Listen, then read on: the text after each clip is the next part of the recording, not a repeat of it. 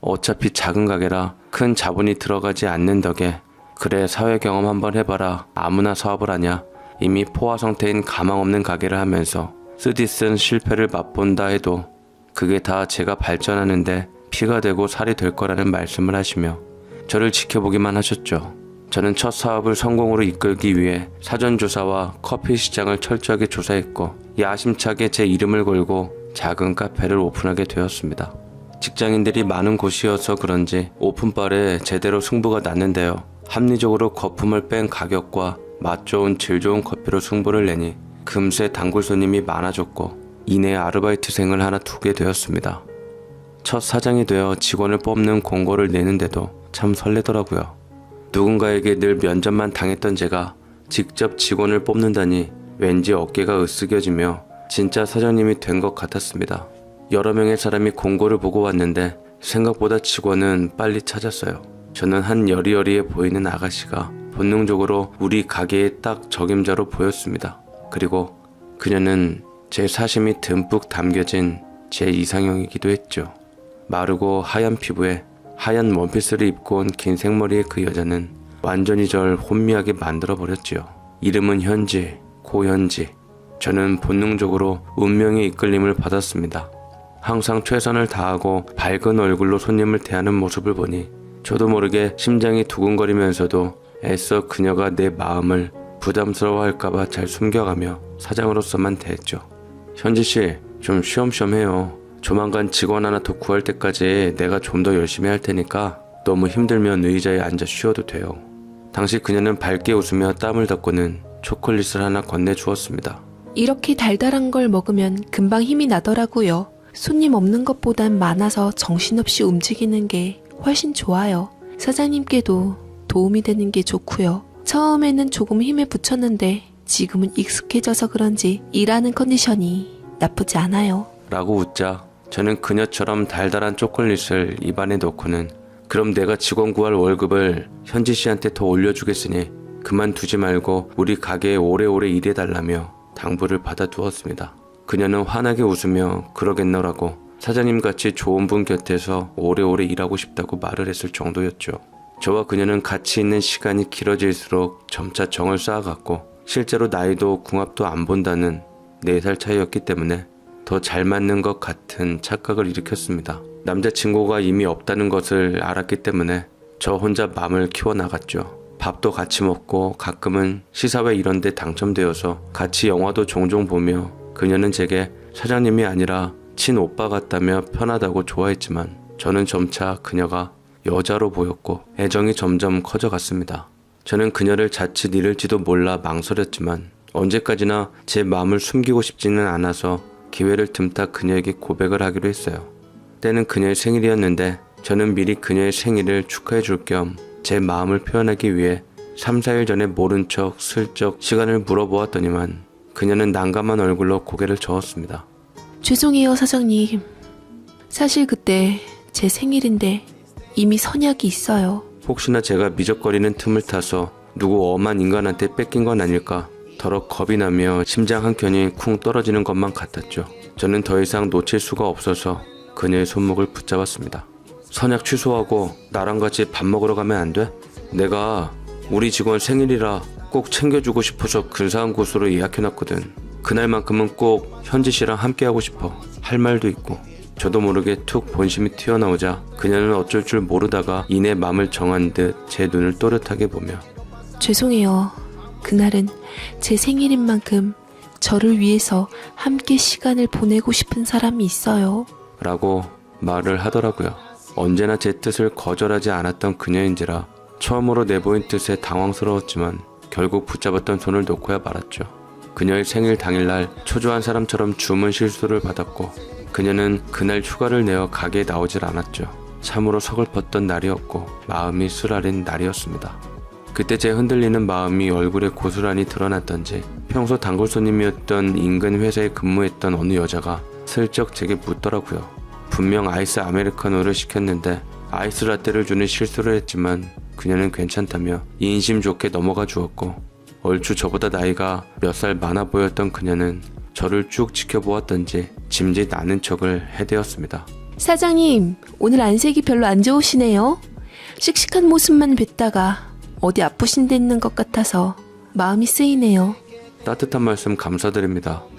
사실은 제가 좀 울적한 일이 있는데 티 안 내려고 했는데 티가 났나 봐요. 주문도 실수해버리고 정말 너무 죄송해요. 괜찮아요. 사람이 하는 일인데 그럴 수도 있죠. 다만 너무 울적하지 않으셨으면 좋겠어요. 항상 사장님 웃는 얼굴이 가게 트레이드 마크인데 손님들이 걱정해요. 라고 말을 해주었는데 정말 고마웠죠.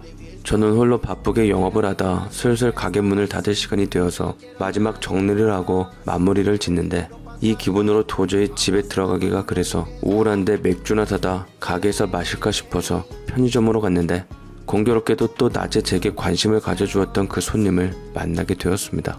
어머, 사장님, 편의점에서 또 뵙네요. 뭐 사러 오셨어요? 제 손에 맥주랑 마른 안주가 잔뜩 있는 것을 보고 이미 직감한 건지 바구니에서 똑같이 담긴 맥주와 마른 안주를 보여주었습니다. 제가 회사 때문에 요 근처에서 자취하거든요. 저도 오늘 회사에서 영 기분이 꿀꿀해져서 마시려던 찰나였는데 통했네요. 혹시 혼자 마시는 거라면 우리 편의점 밖 벤치에서 시원하게 같이 한잔 할래요? 라고 말을 해주었고 저도 혼자 가게 가서 청승맞게 마시느니 편의점 밖에서 그 여자와 술 친구나 하며 주거니 받거니 하며 제 마음을 달래는 게 좋다고 판단했습니다. 술과 안주를 늘어놓고 열심히 짠하고 씹고 뜯고 맛보고 있는데 어색했던 저와는 달리 그녀는 유쾌하게 제게 말을 잘 붙여주더라고요.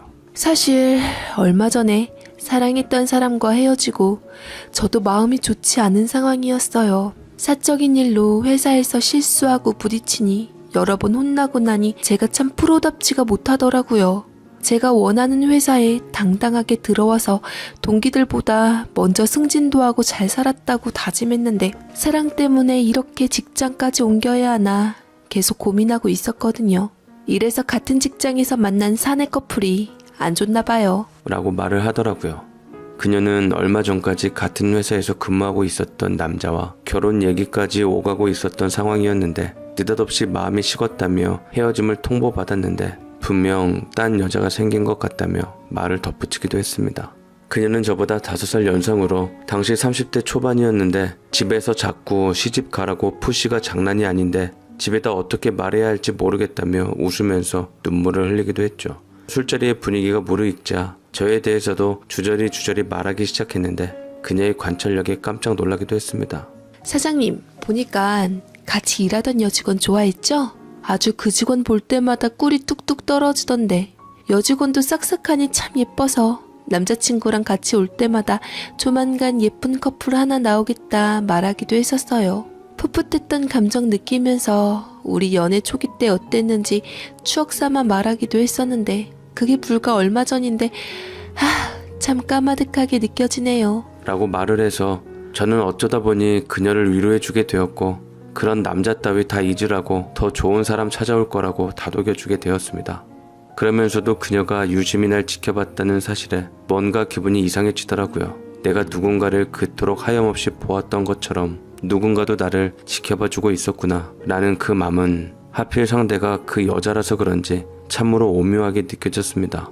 그날 편의점 앞에서 우리는 누나 동생하며 말도 편히 하고 동지애로 똘똘 뭉쳐 잠이 들어버렸고 그 인연으로 예기치 못하게 가까워지게 되었습니다. 그때쯤 제가 맘에 두었던 아르바이트생 현지 씨는 무슨 연휴인지 생일을 기점으로 부담스러웠던지 집안에 일이 있다는 핑계로 어쩔 수 없이 조금만 쉬겠다고 나오질 않게 되었고 저는 바쁜 일을 혼자 정신없이 도맡아 하게 되었죠.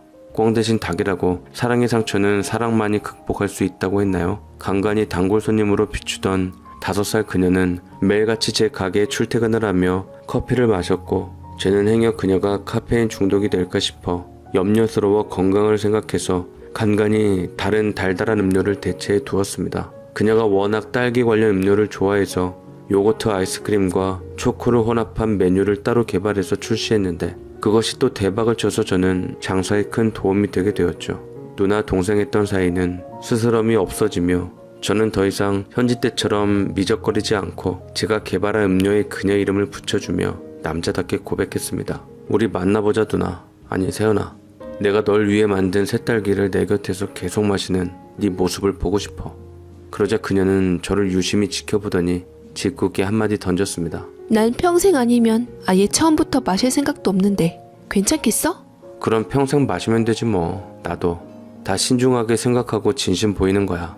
네가 좋아 세연아 라고 말을 했고, 세연이는 끄덕이면서 저와 연인이 되고 따뜻하고 훈훈했던 우리는 만난 지 5개월 만에 혼전의 아이를 갖게 되어 곧장 결혼식으로 골인하게 되었습니다. 그녀의 집안은 생각보다 부유했지만 그것 빼고는 비슷한 학력에다 비슷하고 좀 더 닮아있던 우리들은 행복한 결혼 생활을 시작했어요. 우리 부모님께서는 제 가게와 회사 근처에 아파트를 하나 얻어주어 우리 신혼집을 마련해 주었습니다. 다만 저는 솔직히 아내가 사내 커플이라는 것을, 예전 남자친구가 한 회사에 근무한다는 것에 신경이 쓰여 그만두라고 몇 번이나 얘기했지만 아내는 그런 것 때문에 회사를 그만두고 싶지 않다고, 일단 애 태어나면 육아휴직도 쓸 테니 그 사이 천천히 생각해보자며 대답을 회피했습니다. 어찌되었든 아내는 일단 아이를 위해서 육아휴직을 썼으니 저도 크게 개의치 않고 저는 제 자리에서 가장으로서 미래 태어날 내 아이와 아내를 위해 경제활동에 힘을 기울였죠. 경쟁업체 때문에 예전만큼은 장사가 잘 되질 않았지만 그래도 아내와 함께 병원에 가고 곁에 있어주기 위해 직원을 두었습니다. 태어날 내 2세를 상상하고 아내와 함께 있다는 것은 상상 이상으로 더 행복한 일이었습니다. 양가 부모님들께서도 아이 소식을 계속 물으시며 입에 한박 웃음을 머금고 계셨는데, 아이가 태어나면 최고의 효도를 한다는 말이 괜히 있는 말이 아니었죠.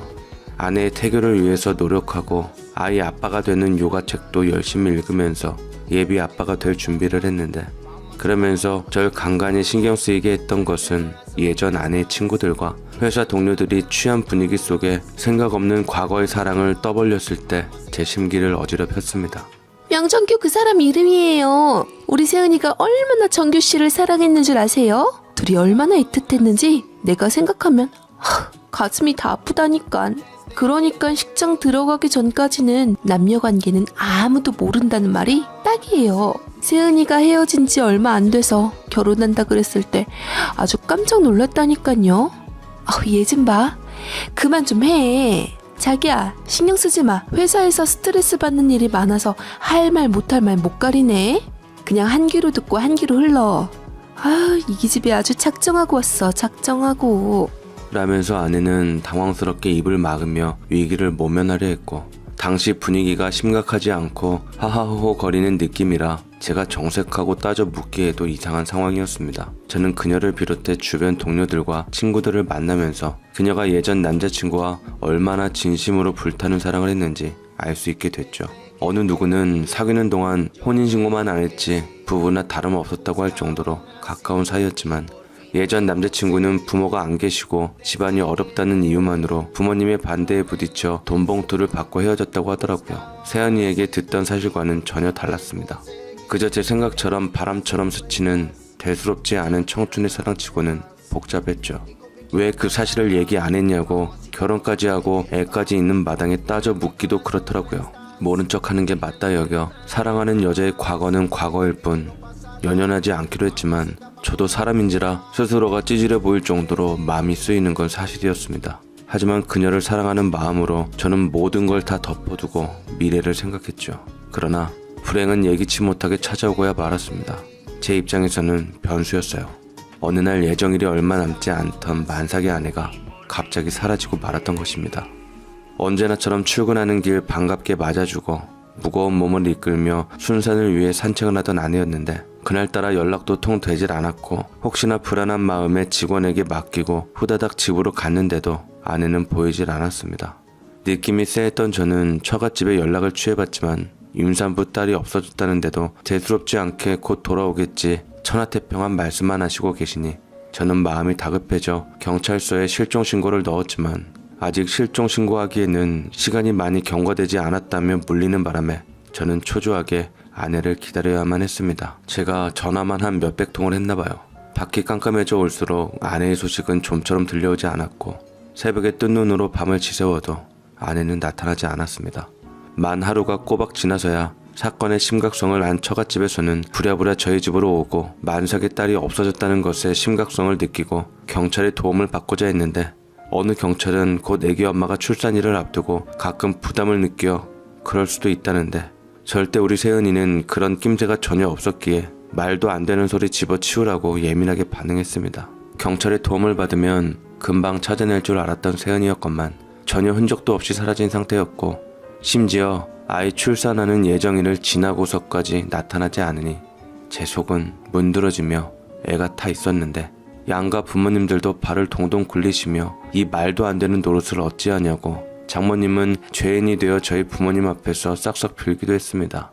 그러다 장인께서 곰곰이 생각하다 문득 생각이 났던지 세연이가 갈 만한 곳이 생각이 났지만 제발 그곳만은 아니길 바란다고 입술이 바짝바짝 마르셨는데 그리고 경찰까지 대동해서 찾아낸 그곳은 등잔 밑이 어둡다고 저희 가게와 저희 아파트에서도 가까웠던 어느 한 남자의 집이었습니다.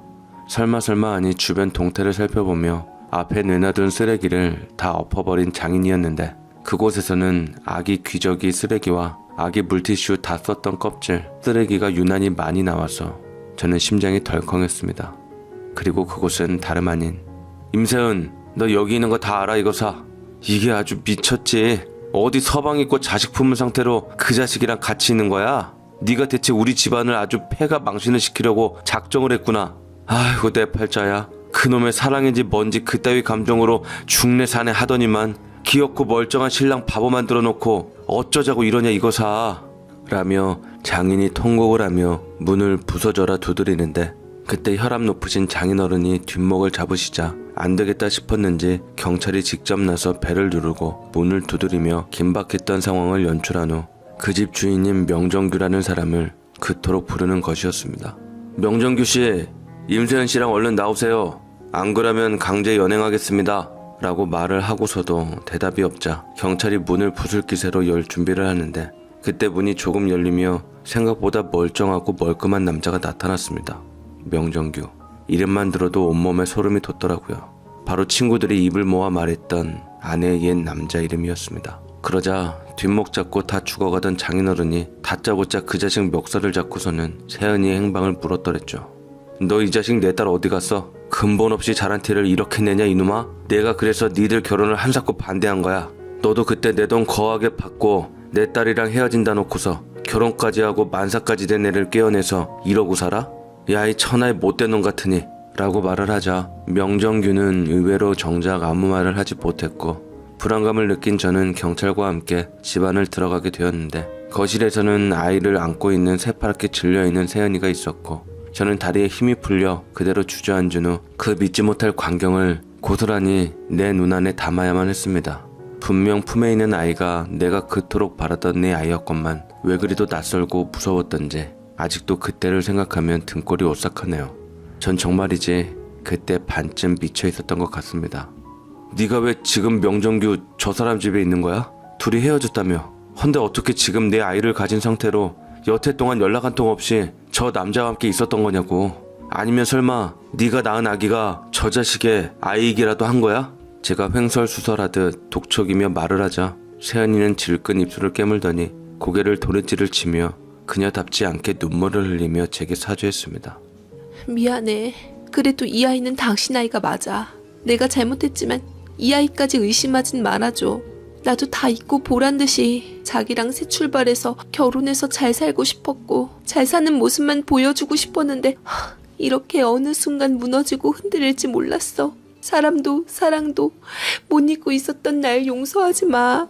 라며 통곡을 쏟아냈는데 이게 웬 어이없는 참극인지 기가 막히고 어이없을 지경이었습니다.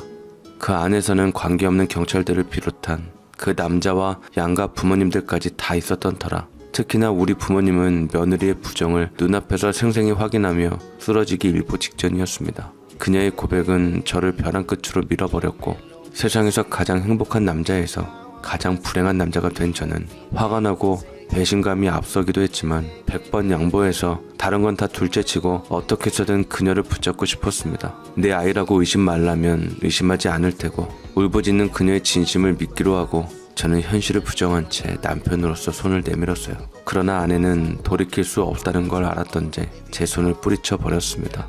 그러지 마. 나 다신 돌아갈 수 없어. 부모님들도 다 알게 된 이상 이미 제자리로 어떻게 돌아갈 수가 있겠어. 어차피 온 거 아이만 데리고 가. 어차피 당신 아이니까 당신이 키우는 게 맞겠지. 엄마 자격 없는 나에 대해서 다 말해주고 엄마 평생 미워하라고 용서하지 말라고 전해줘. 미안하다고 말할 가치도 없는 여자가 바로 널 낳아준 사람이라고. 웃기지 마. 누구 맘대로. 넌 나랑 같이 갈 거야. 내 아이가 맞다면 절대로 엄마 없이 자라게 할 수 없어. 갓 태어난 애가 무슨 죄가 있다고 엄마를 잃어야 해? 일단 나랑 같이 가. 지금 난 아무것도 보지도 않고 듣지도 않고 아무 일도 일어나지 않은 거야. 어서 가자고. 라고 절규 어린 제 독촉에도 불구하고 아내는 결코 움직일 생각이 없는 것 같았습니다. 이런 예기치 못한 아내의 태도에 도통 이해할 수가 없더라고요. 불과 몇 주 전만 해도 나랑 행복했고 우리 아이 태어나기만을 기다리며 설레는 마음을 지니고 있었는데 어떻게 이렇게 딴 사람 같은 모습을 보여줄 수 있을까요? 제 앞에 있는 그녀는 너무나도 낯설어 보였습니다. 저는 억지로 그녀의